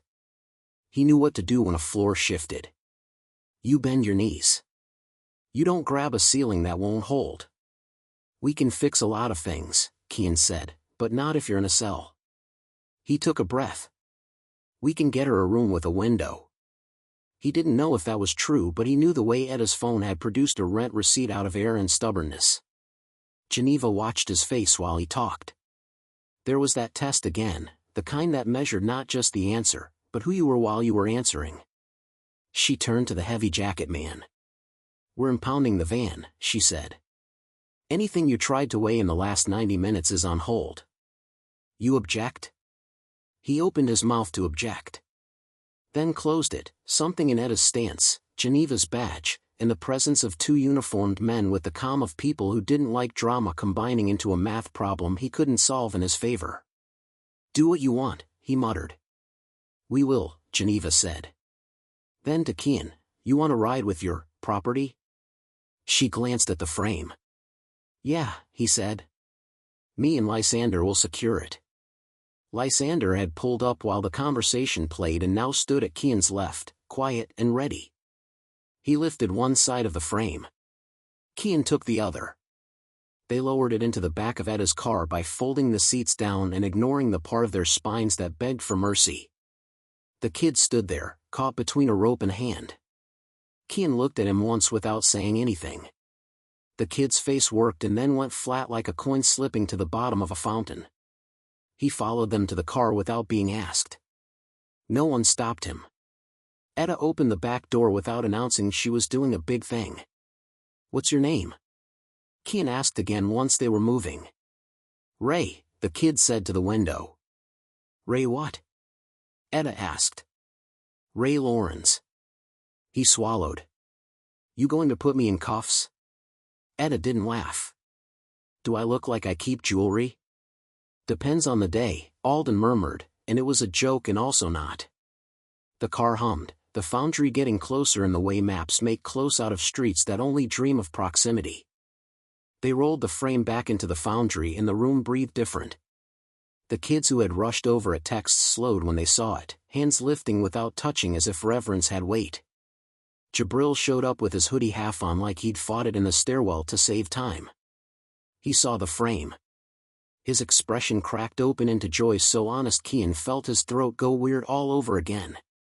"You got it back," Jabril said to Kian like he had gone somewhere people didn't come back from and return carrying fire.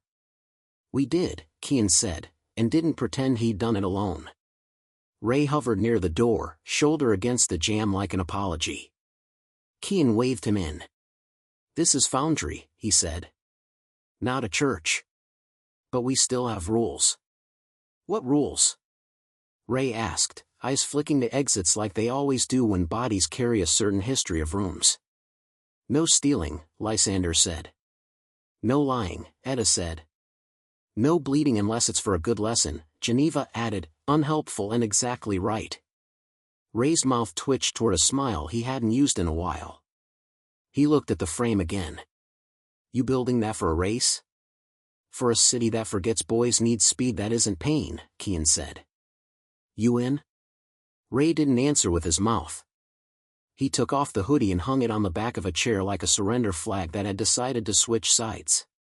Work saved them all for an hour. Alden disappeared into a call that sounded like a wolf in a tie knotting. When he re-emerged, he had 3 security consultants on a leash and a check in his pocket for doors that didn't sigh when the wind touched them. Geneva wrote a report in tidy, legible handwriting that would later baffle a precinct captain who hadn't read that neatly since the 90s.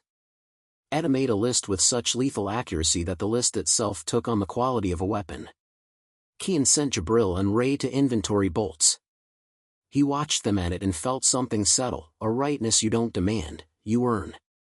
When they stopped for air, Alden walked up beside him and handed him a paper cup of water as if he'd been measuring when the boy would be ready to receive it. "Your choice," Alden said, and Kian knew he meant the stage, the 5 neighborhoods on the card that still slept in the inside pocket of his jacket. Kian blew out a breath.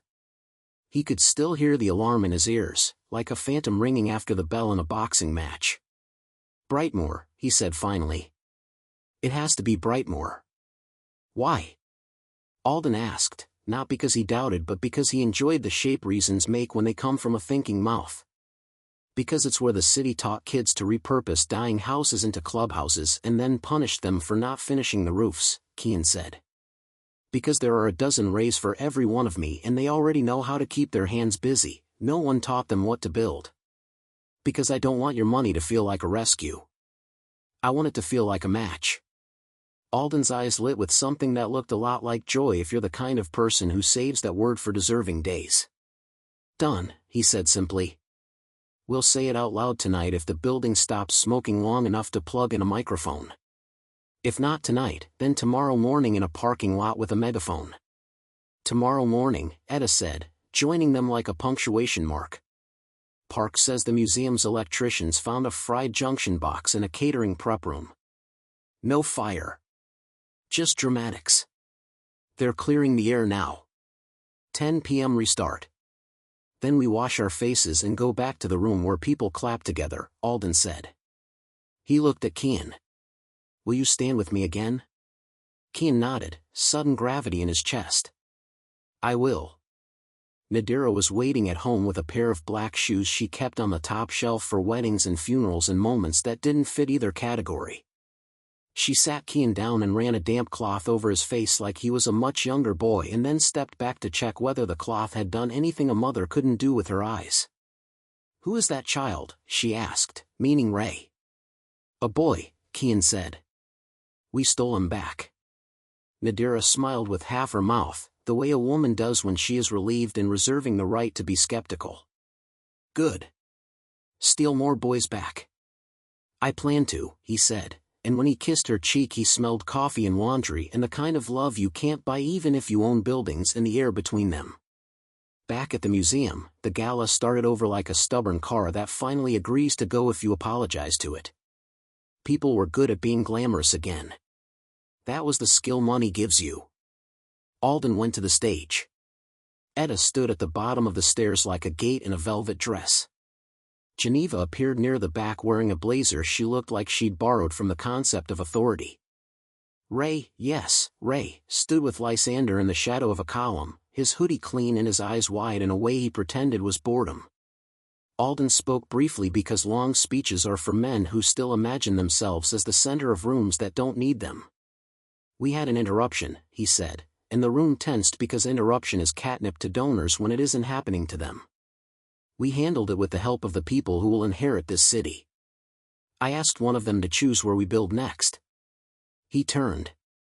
Mr. Kean Mercer. The spotlight was a little gentler this time. Someone in the booth had decided the boy was to be seen and not interrogated. Kean walked out, found the microphone with a hand that no longer shook unless it wanted to. He took the card from his pocket, unfolded it, looked at the list, then looked at the room. We begin in Brightmoor, he said. And then we keep beginning until beginning is our habit. He let that sit, then added, because he was still 16 and couldn't help rescuing a sentence with another, also, we could use donations of Allen keys sizes 2 through 6 because apparently those are the ones Foundry kids like to take home in their pockets. The room laughed, as he suspected it would. Laughter opened wallets. He wasn't ashamed to know that. Alden laid a hand on his shoulder and squeezed once. You did good, he said into Kean's hair, not the mic. Then into the mic, matching gifts on Brightmoor up to $2 million tonight. Etta will provide forms that make your accountants feel safe. Etta raised a clipboard like a sword. The room rustled with phones lifting, men whispering to wives, wives ignoring them and authorizing anyway. Geneva clapped slowly, on purpose, like 2 clean doors closing. After, in the hallway where the noise was less, a man intercepted Kean. He was slender in the way people are who haven't eaten a carb outside a fundraiser in years. His hair was expensive and cowardly. You're the kid, he said, the word kid doing too much work. I'm a person, Kean said calmly. The man's laugh was wrong. You think you saved a city tonight? I think we fixed a light, Kean said. You never know what follows light. The man's eyes cooled. Careful, he said softly. You'll make enemies faster than donors. Kean smiled. If I have to choose, I'll choose the people who stand by the crosswalk. Etta appeared from nowhere in that way of hers and the man physically stepped back because a person with teeth who has decided not to bite you right now deserves your respect.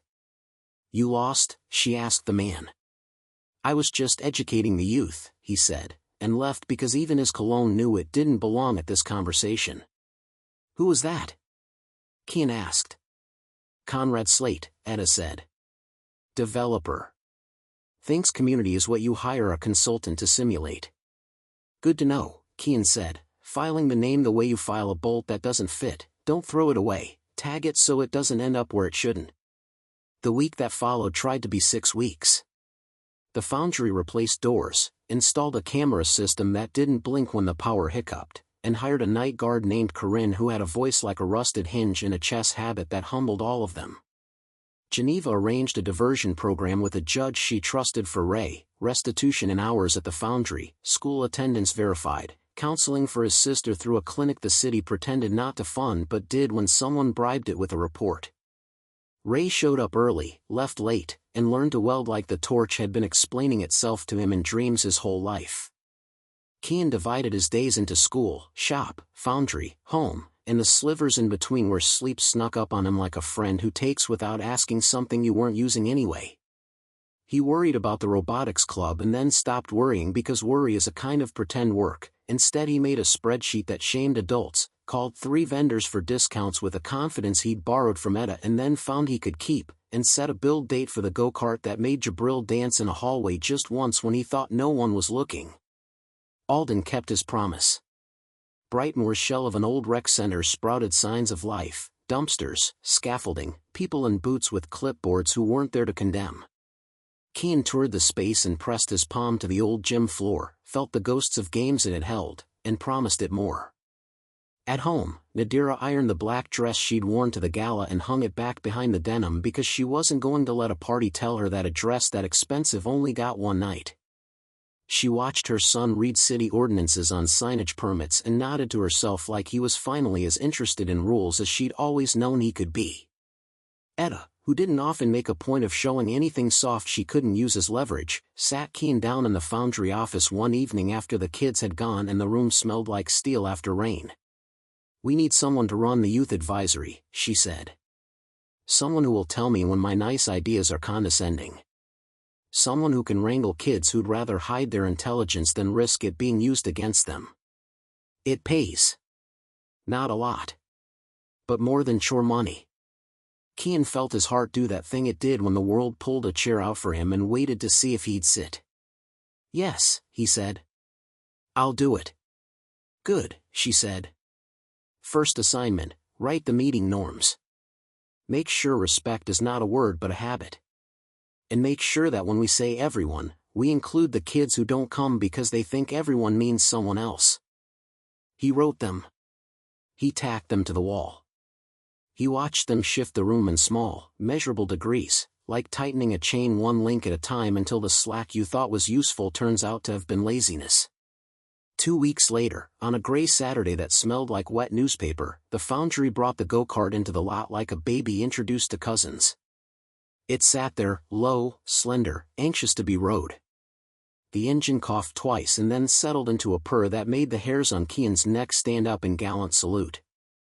Kids gathered, older men drifted in from the sidewalk pretending they'd only stopped to see what the noise was, women with strollers stood just far enough away to jump in if anyone forgot that babies and speed are poor roommates. Keen climbed in. He looked at Jabril, who was vibrating like a tuning fork. "You want the first run?" Jabril shook his head so vehemently his hat did a small jump. "This one is yours," he said. "I'll take the second lap and all the ones after." Keen nodded, his throat refusing to cooperate with speaking for a second. He pressed the throttle lightly. The cart rolled. He looped the lot once, twice, then out through the cones onto Bellevue where the city had decided to trust him for 30 yards. The kids cheered. Someone filmed. Ray stood with his hands jammed in his pockets and the biggest smile Keen had ever seen on a boy who had learned to keep his face closed. At the third lap, the chain slipped. The cart bucked. Keen's body responded like it had to 100 small mechanical betrayals. He eased to a stop, killed the engine, hopped out, had it receded in seconds with Jabril's hands mirroring his without needing instruction. Across the street, 2 men watched from a car that would never be called nondescript unless you were blind, slate gray, too clean for this block, windows tinted to the exact legal limit. The passenger wore expensive indifference. Conrad Slate lifted a finger to the glass and drew a little circle in fog that wasn't there. Etta clocked him out of peripheral and pretended not to. "Let him watch," she murmured to Alden, who had stepped up beside her with his hands in his coat pockets like the night was still thinking about whether to bite. "He can't buy this with brochures." "That has never stopped him from trying," Alden said, eyes on Keen, who was back in and grinning now because the number of people you can't help goes down dramatically once an engine runs. The first Foundry Brightmoor meeting drew half of the neighborhood and the neighborhood's suspicion. They came in their best attitudes and their worst experiences. Keen opened with the rules that were not rules so much as an invitation to be responsible with each other. "We don't talk about people who aren't in the room as if they were," he said. "We don't confuse volume with value.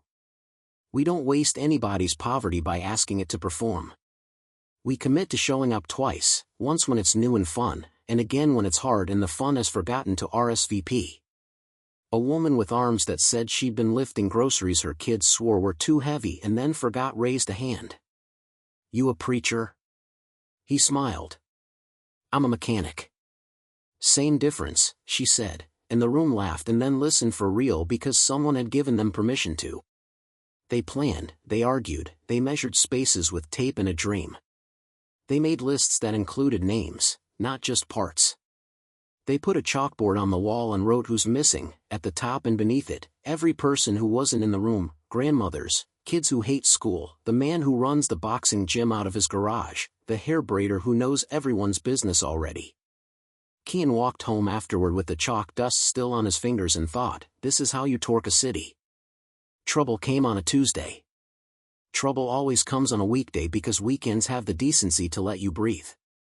A week after the go-kart's debut, Kian arrived at the foundry to find the side door undisturbed, the cameras alive, Corinne at her post with a crossword like a battlefield.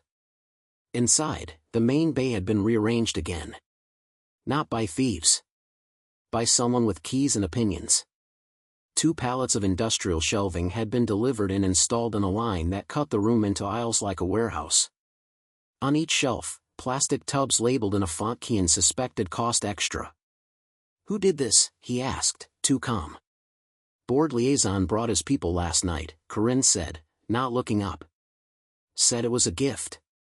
Said it was time to professionalize the space." She rolled her eyes without moving a muscle. Alden arrived minutes later, Ed on his heels. He stopped dead at the door. "Ah," he said. Just a one syllable, but it carried history. "Slate," Etta said. "Slate," Alden agreed.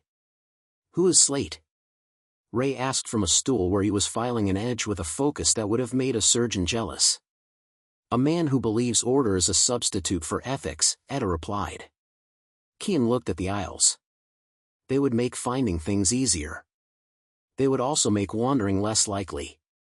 Wandering is how you discover. He walked to the nearest shelf and read, "Fasteners, HEX, metric." Good. Next shelf, "Fasteners, HEX, imperial." Good. Next, "Fasteners, MISC." The bin was full of odd bolts, washers that had fallen out of their families, screws that dreamed of wood that had already gone to someone else's house. He loved it. Etta read his face. "We can live with this." "We can," Kian said slowly.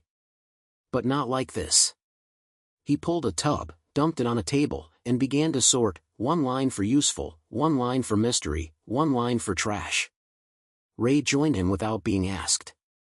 Jabril drifted over and took the mystery line because he liked becoming the person who knows what a thing is after it has been abandoned. Alden watched a minute and then began moving shelves. He didn't ask permission. He turned the line of aisles into a horseshoe that left an open field in the middle. The room shifted back toward itself. Work happened. The shelves stayed. The soul did too. Slate arrived in person an hour later in a suit that must have had a nervous system and a pocket square that wanted to be a poem. He smiled like a mirror. "Like what I've done with the place?" he asked. "No," Etta said. Kian was more careful.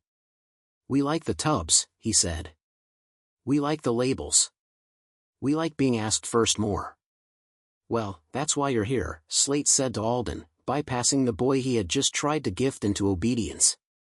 "To teach them to be grateful." Alden's silence was a long, clean blade. "I am here to teach them that gratitude and agency are not enemies," he said. "You are here to take a photograph where you look generous." Slate's smile didn't move, but something behind it did. "I'm here for outcomes," he said. "You should try it. The city eats intentions." He patted a shelf. "Nice system, though. We'll put it in Brightmoor next." "Only if Brightmoor wants it," Kian said before his brain could vote on whether his mouth should be spending this kind of currency. Etta's look warned him. Alden's shoulders relaxed 1 millimeter. Slate winked. "You get feisty when they give you a microphone," he said. "Don't waste it on furniture." He left. The room breathed better. March rolled into April.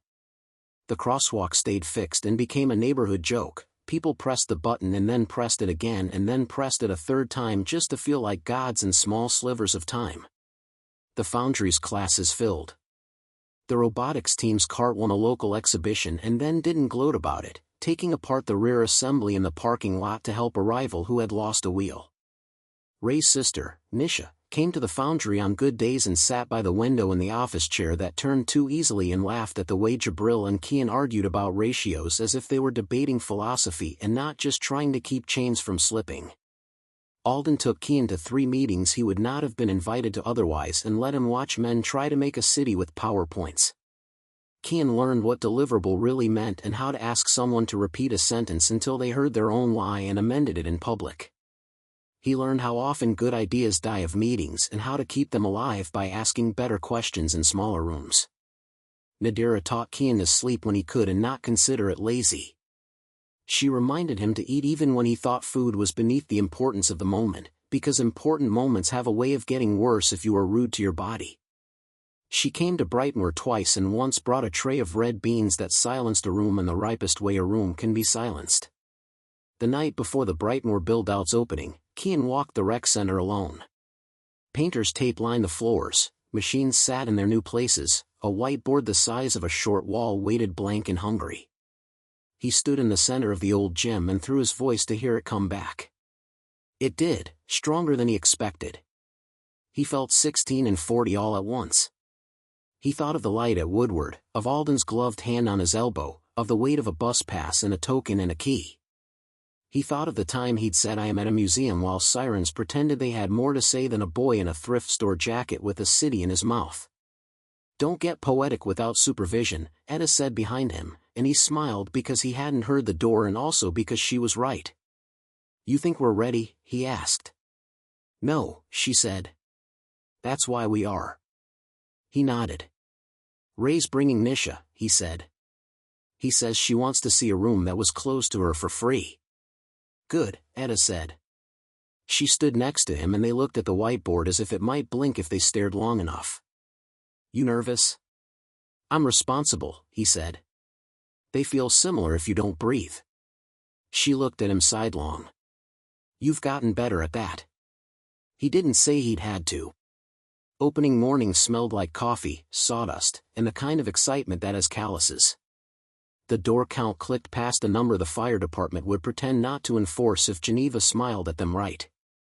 Alden said hello to people without introducing himself because he no longer needed to be a man with a name in every room. He was a man who brought chairs and then got out of the way. Kian took the little stage they'd built of pallets and plywood and stood behind a lectern Ray had welded with pride and only one uneven bead. He looked out at Brightmoor, a city within a city, a geography of grief and persistence, and felt the quiet part of himself stand up to speak first, as it always did. "Welcome," he said. "This is not charity. This is not a favor. This is a return on investment, your investment." He tapped his chest. "You paid into this with patience. With fixing your own cars in the street because someone closed the shop you could afford. With watching your kids get told they had to leave curiosity at the door because the teacher was too tired to grade it. This is the part where we stop asking your patience to do more work than it was designed to." He paused. "Also there are donuts in the back but you can't take two until we know everyone had one." The room laughed. Release. He saw Nisha in the front row, mask over her face because her lungs were still unsure about the world. Her eyes smiled. He looked for Nadira and found her standing next to a woman in scrubs he didn't know, both nodding like they'd watched the world break their kids' hearts and had decided not to let that be tonight's program. A hand went up. An old man with a cane. Kian stared, just for a second. The cap was different. The coat was newer. The crack in the lens, still there. Alden hadn't made a show of it. He had simply arrived quietly and chosen a chair like a student. "Sir?" Kian asked, feeling absurdly formal. Alden smiled, speaking to the room, not the boy. "What will you build first?" Kian laughed. "A door," he said. "That stays open." They built it. They built 3. They put hinges on them that didn't squeak. They taught 10-year-olds why a pilot hole saves you a strip. They taught 70-year-olds why a 3D printer is not witchcraft, but also kind of is. They taught managers that the best way to measure success is whether the kids go home tired and happy and a little mean about ideas the way good artists are when their feet hurt. At noon, Geneva stepped onto the pallet stage with a clipboard she didn't consult. "I brought a city proclamation," she said, and the room groaned on purpose. She held up a hand. "I'm not going to read it. But I am going to say out loud that the city recognizes this place not as a liability but as a line item under essential." She looked at Kian. "Put that where Slate can see it." "Yes, ma'am," Kian said, and everyone laughed because they could hear Nadira in his yes. In the corner, a boy accidentally dropped a drill and swore lightly. The room didn't punish him. It taught him to pick up. Ray stood next to Nisha explaining a CAD file with the patience of a boy who hadn't known he had any until someone asked him to find it. Kian looked at Alden and Etta, at Lysander and Geneva and Corinne and Jabril and Ray and Nisha and Nadira and 40 kids who didn't belong to him and belonged to him anyway, and felt something like rest sit in his bones for the first time since a Saturday morning with a heavy card and a harder choice. "You did it," Nadira whispered later, when the room had thinned and the whiteboard was covered with ideas that would get done and ideas that would wait their turn. "You took a small thing and made it big without breaking it." He leaned his head against her shoulder in the childish way you keep for rare days. "We did it." She kissed his hair. "We did." That evening, Alden asked Kian to walk with him. They stood outside the Brightmoor foundry in the early dark, the air warmer now, the snow pulling back from curbs like someone had scolded it. The sign over the door, *the foundry*, glowed softly. The tea flickered on and off in a rhythm that would bother Kian until he climbed a ladder and fixed it. "I want to show you something," Alden said. He handed Kian a folded document. It was simple. 3 pages. A trust amendment.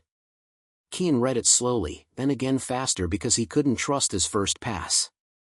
It named him, not as an heir, not as a recipient, not as a symbol, but as a founder of the Brightmoor site and chair of the youth advisory citywide. It gave him voting authority on certain expenditures, veto rights on programs that did not serve the mission, and a salary that made him blink. "I can't," Kian said instinctively. "You already are," Alden replied. "This just pays for the breath you're spending." Kian looked up, the city's light laying a line across Alden's glasses, catching the crack and turning it into starlight. "Why me?" he asked, not because he didn't believe but because it was a habit to ask hard questions when people tried to be kind. Kindness likes hard questions. That's how you know it's real. Alden's mouth lifted at one corner. "Because you told a man to stop at a gate," he said. "Because you pressed a walk button for someone who couldn't reach it. Because you chose Brightmoor when there were easier ways to look good. Because you offered a thief a chair before you knew if he'd sit in it." He paused. "And because I'm going to die someday and I need to know that this will be carried by people who don't confuse legacy with a plaque." Kian exhaled. He thought of his mother's hands stirring beans. He thought of Jabril's cracked knuckles. He thought of Ray's hoodie on the back of a chair the night the van had offered him one more bad choice. He thought of a light at an intersection and how even a pedestrian sign can be a revolution if you teach it to be. "I'll do it," he said, and took the pen Etta had already produced from nowhere. He signed. His hand shook a little, not with fear, but with the knowledge that names on paper are heavier than they look. Alden reached out and steadied the page with a finger. "Thank you," he said, and the words meant I trust you more than they meant anything else. They celebrated, not with champagne that would have been illegal for most of the room, but with pizza paid for with money that didn't notice it had been spent and sodas that did. Kids dance the way kids do when they've been given a space where no one is grading their relief. Nadira got roped into a line dance she pretended to dislike and then owned in a way that made Kian's face hurt from smiling. Conrad Slate showed up at the edge of the lot and watched, hands in pockets, smile sharp. He caught Kian's eye and nodded as if to say you won this round. Kian nodded back as if to say we're not playing your game. Slate left. The T in the sign flickered twice, a wink Kian took personally. Late, when the lot was empty and the last kid had been guilted into taking home a container of leftover pizza, Kian wheeled the go-kart back into the bay. He ran a hand along the frame and felt gratitude like a physical thing under his palm. Jabril came and stood beside him without speaking.